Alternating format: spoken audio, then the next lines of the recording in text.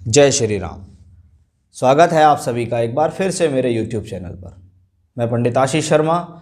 आज के इस वीडियो में हम बात करेंगे कि सिंह राशि वालों के लिए बृहस्पति का राशि परिवर्तन जो कि 13 अप्रैल 2022 को होने वाला है। बृहस्पति देव एक राशि में एक वर्ष तक भ्रमण करते हैं, यानी लगभग देखा जाए तो 23 मई 2023 तक बृहस्पति देव का जो गोचर है वो मीन राशि में ही रहने वाला है। बृहस्पति देव 12 वर्ष के बाद अपनी स्वराशि के अंदर गोचर कर रहे हैं। यह गोचर की राशि मीन राशि है। मीन राशि सिंह राशि वालों के लिए अगर हम देखें, क्योंकि यह वीडियो सिंह राशि यानी चंद्र राशि के आधार पर आधारित है। कुंडली में चंद्रमा 5 नंबर में बैठा है, आपका बोलता नाम सिंह राशि के आधार पर है, तो यह वीडियो आपके लिए। आज के इस वीडियो में हम चर्चा करेंगे कि आपकी राशि से बृहस्पति पंचम और अष्टम के मालिक होकर राशि से अष्टम में ही गोचर करेंगे। 13 अप्रैल 2022 से ये गोचर आपकी राशि से अष्टम में शुरू हो जाएगा और एक वर्ष तक इसी राशि में रहेगा। बृहस्पति जिनको हम धन का प्रबल कारक कहते हैं, धन का संचय कराने का कारक कहते हैं, संतान का सुख सहयोग, संतान की प्राप्ति, भाग्य, धर्म, लाभ, कार्य क्षेत्र के अंदर प्रसिद्धि, बड़े बड़े लोगों के साथ संपर्क बनाकर कार्य करना भी बृहस्पति की बदौलत ही देखा जाता है।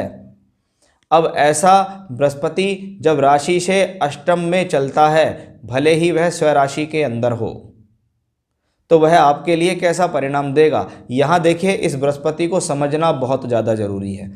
ये आप बिल्कुल मान लीजिए कि ग्रह का अपना एक स्वभाव है, लेकिन वह ग्रह अपने उस स्वभाव को लेकर किस राशि के अंदर जा रहा है।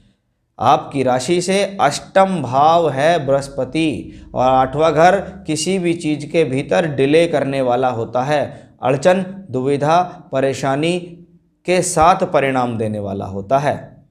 कि यदि बृहस्पति जैसा ग्रह जो धन का प्रबल कारक है वह अष्टम भाव में स्वराशि का होकर गोचर करेगा और यहाँ अष्टम से बैठकर ये बृहस्पति दृष्टि देंगे दूसरे भाव को जो कि धन का भाव है, यानी धन तो ये ग्रह देगा, धन का कारक ग्रह है ये, इसलिए यह धनदायक होगा, लेकिन यह अष्टम में है इसलिए धन के लिए संघर्ष होगा, धन के लिए इंतजार करना पड़ेगा।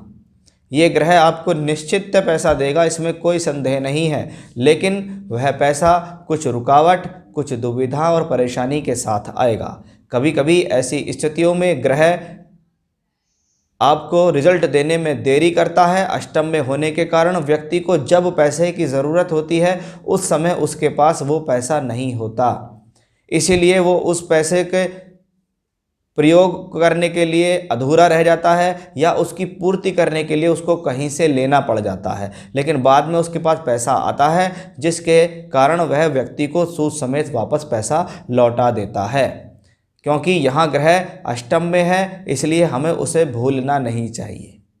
अब ग्रह ऐसा ग्रह जब स्वग्रही हो और अष्टम में हो तो कहते हैं जिन लोगों के पैसे रुक गए, आपके पैसे फंस गए कहीं पे, आपका पैसा पिछले समय पे लोगों द्वारा रख लिया गया, तो अब अगर आप उनसे कहते हैं या उनके ऊपर थोड़ा प्रेशर डालते हैं तो ये समय पैसा को वापस निकालने में समर्थ है। क्योंकि बृहस्पति पंचम के मालिक होकर भी अष्टम में है तो शिक्षा के लिए ये अच्छा है, शोध कार्यों के लिए अच्छा है, एजुकेशन के अंदर आगे बढ़ना, एजुकेशन के अंदर कुछ बड़ा करना, हायर एजुकेशन करना भी इस कॉम्बिनेशंस के लिए अच्छा है, यानी शिक्षा के बल पे ये कॉम्बिनेशन अच्छा है।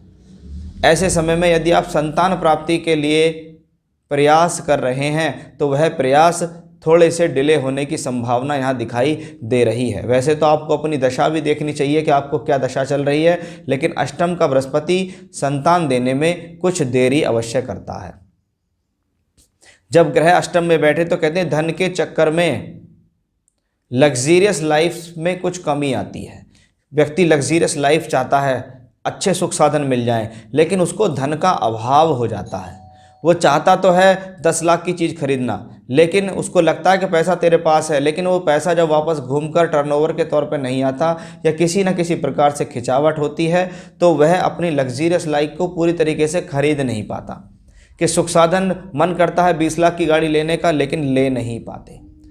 चाहे आप जॉब के प्रोफाइल में हैं, चाहे आप बिजनेस के प्रोफाइल में हैं, दोनों ही कंडीशंस में आपका बृहस्पति आपके लिए धन कारक है, लेकिन वो धन आपको थोड़ा सा स्ट्रगल से मिलने वाला है। यानी हम क्लियर कह सकते हैं कि धन के लिए संघर्ष का समय है, धन मिलेगा अवश्य। ऐसी स्थितियों में व्यक्ति को अपनी सामाजिक स्थिति को बनाए रखने के लिए प्रयास कठिन करने पड़ते हैं, या साथ साथ हम इसको यहाँ कह सकते हैं हाई पोजीशन पर बने रहने के लिए काफ़ी कठिन संघर्ष ऐसे लोगों को करना पड़ेगा।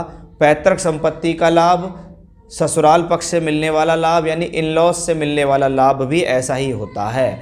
अष्टम भाव से हम अकल्ट साइंस, प्राचीन शास्त्र, सामुद्रिक शास्त्र, ज्योतिष, गहराइयों भरे शास्त्र को भी देखते हैं। यानी ऐसे लोग जिन चीज़ों में अपना ध्यान लगा रहे हैं या उनकी पढ़ाई करना चाहते हैं तो उनके लिए अच्छा समय। जैमिनी ऋषि के द्वारा अष्टम भाव को समाधि भी कहा गया, यानी पूजा पाठ, तंत्र मंत्र साधना, योग साधना, योगा, प्राणायाम आदि क्षेत्रों में सफलता देने का एक बहुत अच्छा योग अष्टम के बृहस्पति से आता है, क्योंकि अष्टम भाव गहराई का भाव, अष्टम भाव में मीन राशि है जो जल तत्व राशि है और बृहस्पति वहाँ बैठे हैं। यानी वेद वेदांग पढ़ने के लिए अच्छा समय, शिक्षा दीक्षा के लिए अच्छा समय। ऐसे समय में बृहस्पति अवश्य ही आपके जीवन में किसी न किसी प्रकार की भूमि, जमीन, जायदाद, प्रॉपर्टी से संबंधित काम 1 वर्ष के अंदर अवश्य कराएंगे। आप अच्छा प्लॉट लेना चाहते हैं, आप अच्छा मकान लेना चाहते हैं, मकान में एंट्री करना चाहते हैं, पोजेशन चाहिए, यानी भूमि, जमीन, जायदाद से संबंधित काम, क्योंकि बृहस्पति अष्टम से बैठकर 9वीं दृष्टि से चौथे घर पर दृष्टि दे रहे हैं। बृहस्पति आपकी राशि सूर्य के मित्र भी हैं, इसलिए ये कॉम्बिनेशन प्रॉपर्टी वाइज बहुत बेहतर है। बृहस्पति का एक तरीके से कह सकते हैं कभी कभी व्यक्ति एक बहुत बढ़िया यात्रा करना चाहता है, किसी प्रोजेक्ट के लिए ट्रैवल करना चाहता है तो उसमें डिले होता है, लेकिन डिनाय नहीं होता। वह यात्रा थोड़ी डिले हो जाती है लेकिन सफलता आपको उसमें अवश्य मिल जाती है। बृहस्पति जब अष्टम भाव में बैठकर पंचम दृष्टि से द्वादश को देखते हैं तो ये बृहस्पति फॉरेन ट्रैवल कराता है। ये बृहस्पति दूर स्थान से जुड़कर फायदा देता है। दूसरे घर पर दृष्टि का आना धन के लिए अच्छा है कि किसी न किसी साधन से पैसा आता रहेगा, किसी न किसी साधन से पैसा मिलता रहेगा। लेकिन जब मैं बृहस्पति के अष्टम में बृहस्पति को देखता हूँ, थोड़ी देर के लिए आप भूल जाइए कि बृहस्पति स्वग्रही है। आप नॉर्मल बृहस्पति की बात करें कि शास्त्र क्या कहता है कि प्लैनेट इन एर्थ हाउस, बृहस्पति जैसा ग्रह अष्टम में है, देना बहुत चाहता है लेकिन देने में संघर्ष करा रहा है। वो कहता है मुझे किसी ने यहाँ रोका हुआ है, मुझे किसी ने यहाँ बाधित किया है, क्योंकि बृहस्पति यहाँ पर शुरुआत के 3 महीने के बाद फिर ये उत्तराभाद्र नक्षत्र यानी शनि के नक्षत्र में गोचर करेंगे और शनि आपकी राशि से छठे का मालिक भी है। इसलिए ग्रह संघर्ष तो अवश्य कराएगा लेकिन लाभ के अवसर भी मिलते रहेंगे। प्रॉपर्टी के कॉम्बिनेशन से अच्छा है, शिक्षा व्यवसाय के लिए अच्छा है, मैरिड लाइफ के लिए अच्छा है, पैतृक संपत्ति प्राप्त के लिए अच्छा है, गढ़ा हुआ धन, फंसा हुआ धन के लिए अच्छा है, इन लॉज से मिलने वाले धन के लिए भी अच्छा है। लेकिन सेल्फ एफर्ट्सों के अंदर संघर्ष को जारी रखना होगा। ईजी गोइंग चलेंगे तो शायद ये प्लेनेट आपको रिजल्ट नहीं देगा। तो कुल मिलाकर बृहस्पति का ये ट्रांजिट आपके लिए फेवरेबल है। किन किन चीज़ों के लिए ध्यान रखना है वो बस यही है कि आप इस जुपिटर को ईजी ना समझें, आप इस जुपिटर के परिवर्तन को यानी बृहस्पति के परिवर्तन को आसान ना समझें। जब जब आप अपनी मेहनत करनी छोड़ देंगे, अपने भीतर आलस्य को ले आएंगे, काम को डिले कर देंगे, काम को कल के ऊपर टाल देंगे, तो ही ये प्लेनेट उतना ही पीछे हो जाएगा, क्योंकि ये धन का कारक है। धन के प्रति आप जितना मेहनत करेंगे उतनी ही माता लक्ष्मी की कृपा आपको प्राप्त होती है। अगर आप उसमें डिले हो जाएंगे, आलसी हो जाएंगे, तो उतना ही ये प्लेनेट्स आपसे पीछे भी चला जाएगा। इसलिए सूर्य देव की आराधना करते रहें, बृहस्पति देव के बीज मंत्रों का जाप करते रहें और शनि का दान करते रहें। ये रेमेडी आपके लिए, इसको पूरे वर्ष करते रहिएगा, आपको यहाँ अवश्य बृहस्पति देव की कृपा प्राप्त होगी। तो ये था मेरा आज का विषय कि सिंह राशि वालों के लिए बृहस्पति का परिवर्तन कैसा रहने वाला है पूरे 1 वर्ष। फिर से नए विषय के साथ आपके सामने हाजिर होऊंगा मैं, तब तक के लिए बने रहिएगा मेरे साथ। जय श्री राम।